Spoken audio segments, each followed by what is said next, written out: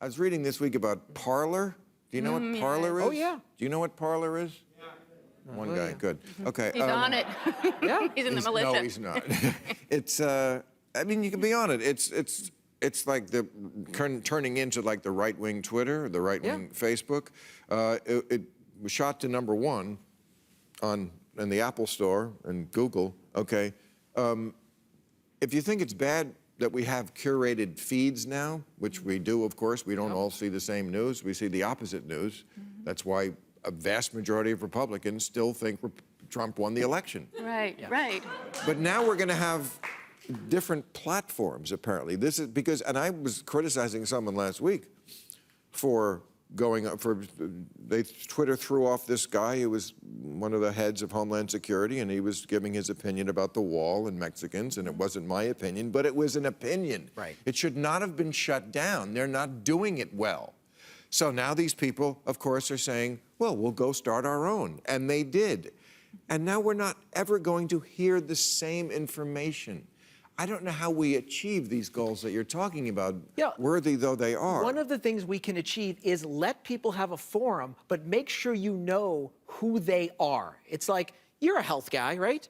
In the 1970s, my mother lobbied so hard to get ingredients put on the boxes of the food she was feeding her child. Well, the social media platforms need to do that by putting a check next to every single member. I had to be vetted to go on Twitter and Facebook. I'm sure you did. I'm sure you did, right? So people know that it's really us. Well, that needs to be every single member, so I know I'm not listening to Sergey and Igor in Kaliningrad. Right.